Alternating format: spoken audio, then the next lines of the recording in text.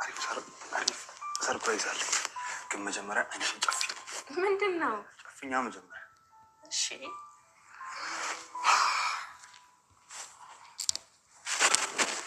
በበላ ቆይ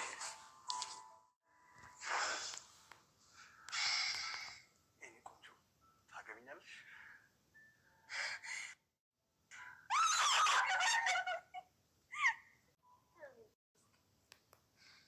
ዛሬ እኮ ቤት ሳትመጣ ዋልክ።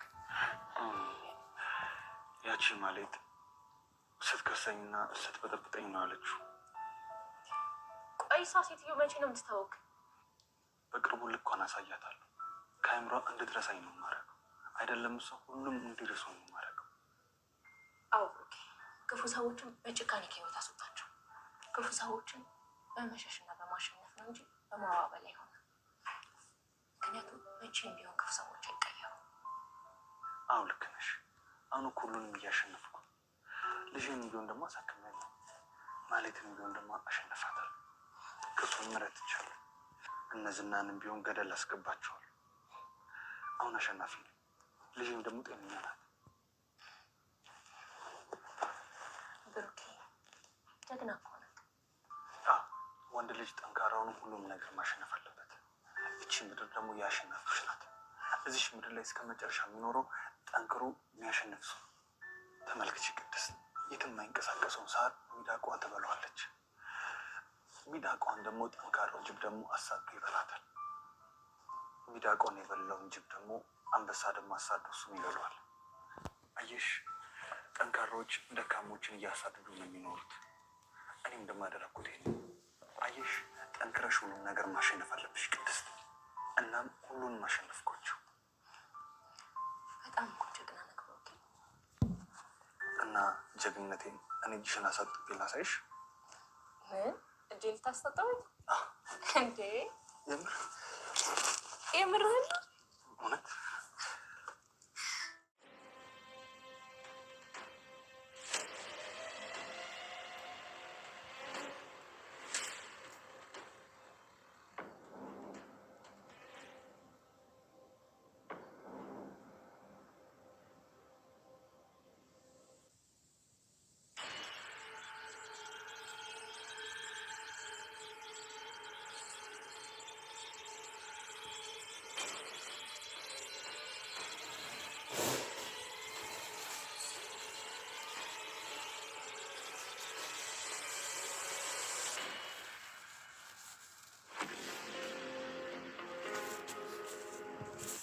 ልክ ከሆንኩ ሰማኛ።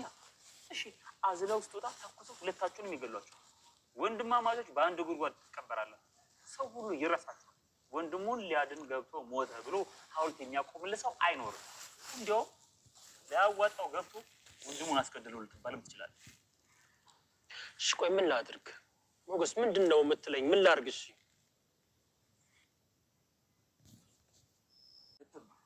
የማይከሽፍ እቅድ ማውጣት፣ ከመጀመሪያው እስከ መጨረሻው ድረስ በደንብ አስበን ማውጣት። እንዴ ዴሊቨሪ ሆኖ መግባት ሲጀመር እኮ ከበር ላይ ያስገቡ ይችላሉ። ከያዙ ደግሞ ያጠፋል። ስለዚህ ሁሉም ነገር አበቃ ማለት ነው። እና ዝም ብዬ ልቀመጥ? እንደዛ ነው የምትለኝ?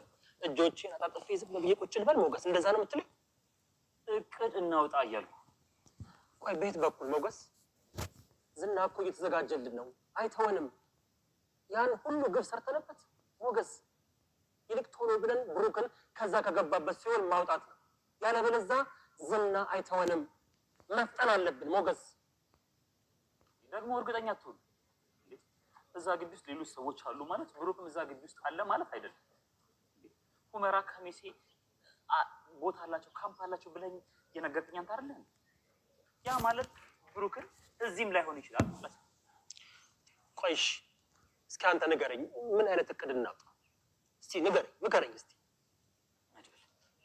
መጀመሪያ ማድረግ ያለብን ለብዙ ቀናት በዛ ግቢ አካባቢ እየተቀመጥን እየተንቀሳቀስን ማን ይወጣል ማን ይገባል የሚለውን ነገር እያንዳንዷን ነገር መመልከት አለብን። ጥናት ይቀድማል። ከጉልበት እኮ አእምሮ ይበልጣል። እሺ ሞገስ ስማኝ ብለኸኛል፣ ልስማ። ንገረኝ፣ ምን እናድርግ?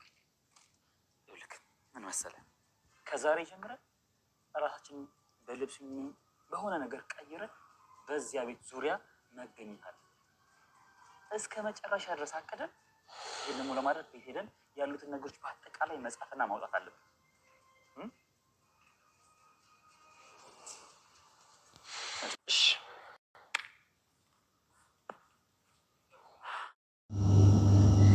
ሞገስና መድብል ዛሬ አሪፍ የሚባል ዘዴ አዘይደው እንግዲህ ብሩክን ለማስወጣት እየተፋለሙ ይገኛሉ። ቤተሰቦቻችን ማለት በባለፈው በጉልበት ነበረ ነገሮችን ለመጨረስ ያሰቡት የነበረው። እንግዲህ ሞገስ መድብልና መድብል ጓደኛው አንድ ላይ ሆነው ነገሮችን እንግዲህ በራሳቸው ጉልበት በፓወር ነበረ ነገሮችን ለማስተካከል የሞከሩት፣ ግን አልተሳካም። በሚገርም ሁኔታ የመድብል እንግዲህ በጣም ኃይለኛ ጀግና የተባለው ጓደኛው ተመቶባቸው ነበረ በጥይት። ከዛም ይዘው ሆስፒታል እሱን አሳክመው ነው የተመለሱ። ስለዚህ እሱ መንገድ ስላላስሄዳቸው አሁን ምን ማድረግ አሰቡት ቤተሰቦቻችን?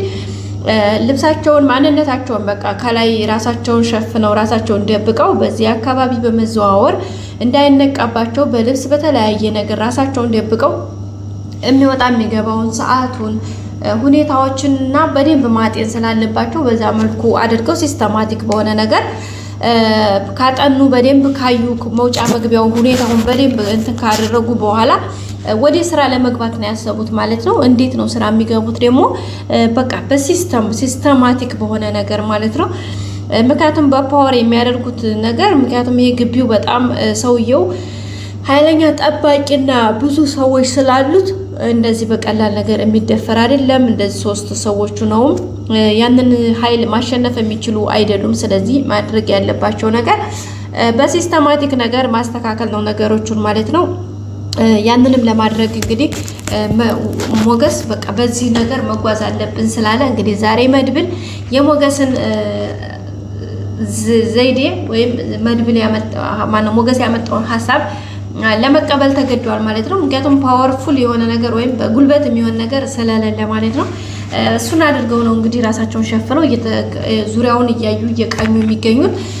ሌላው ደግሞ ብሩክ ዛሬ በቃ ጠባቂዎቹ ወይም ከሱ ጋር ያሉት እሱን የሚደበድቡት የሚያሰቃዩት ሰዎች በአጋጣሚ ከሱ ጋር ራቅ ስላሉ በሆነ መንገድ ስለዚህ አሁን ማድረግ ያለበትን ነገር እጁ አጋጣሚ ሰንሰለቱ ላልቶ ስለነበረ እጁን ከሰንሰለቱ አሽልኮ ቀጥታ እንግዲህ በራሱ መንገድ ነገሮችን ለመቃኘትና ለመውጣት እየፋጨረ ነው የሚገኘው ቤተሰቦች።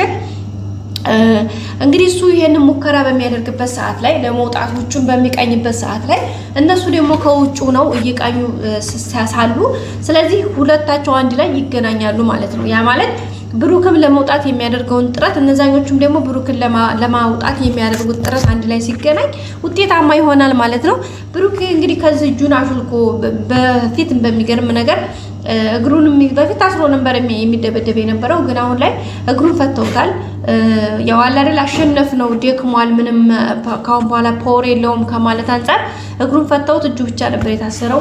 እጁንም እንግዲህ በቃ በብዙ ውጣ ውረድ ማለት ብዙ ካንቀሳቀሰ ነገሮችን ከሞከረ በኋላ እጁን ሰንሰለቱን አሹልቆታል።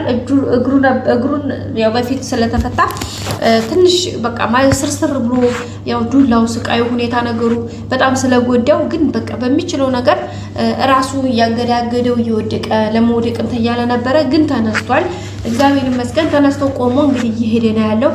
በዛ በሚሄድበት ሰዓት እንግዲህ ሰዎቹ እርግጠኛ ነኝ ያን ያክል ይዙታን ብዬ ተስፋ አላደርግም።